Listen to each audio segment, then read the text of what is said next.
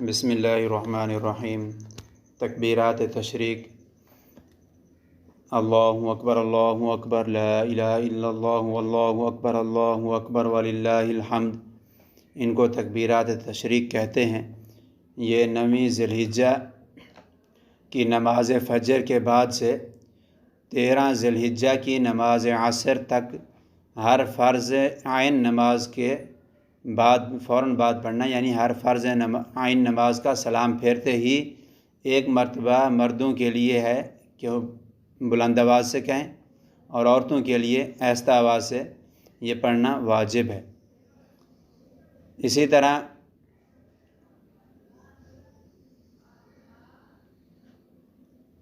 ये तकबीरात तशरीक हर उस आदमी के ऊपर वाजिब है जिस पर नमाज फ़र्ज़ है, यानी जिस पर नमाज फ़र्ज़ है उस पर तकबीरात तशरीक कहना वाजिब है। और तकबीरात तशरीक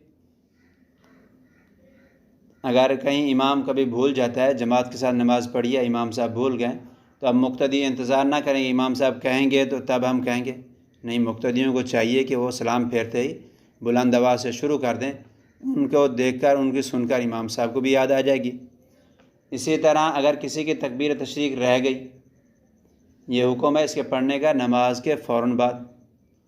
अगर किसी की तकबीर तशरीक उसको नमाज फ़र्ज़ के फ़ौरन बाद याद नहीं आई, अब उसने नमाज के मुनाफी कोई काम जब तक नहीं किया उस वक्त तक तो उसके लिए हुक्म यह है कि वो पढ़ ले। लेकिन जैसे ही उसने नमाज के मुनाफी कोई काम कर लिया तो अब वो उससे तकबीरात तशरीक साकित हो जाएगी।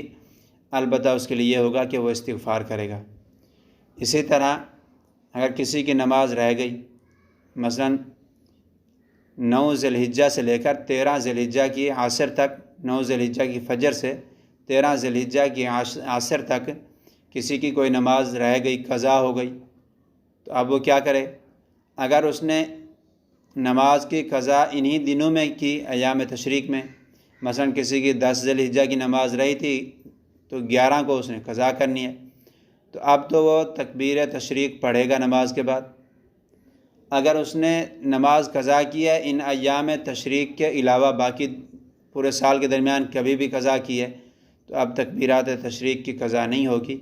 इसी तरह अगर नमाज की क़ज़ा की है आइंदा साल इन्हीं दिनों में, यानी अय्याम तशरीक में, तो तब भी तकबीर तशरीक की क़ज़ा नहीं करेगा बल्कि सिर्फ नमाज की क़ज़ा करेगा।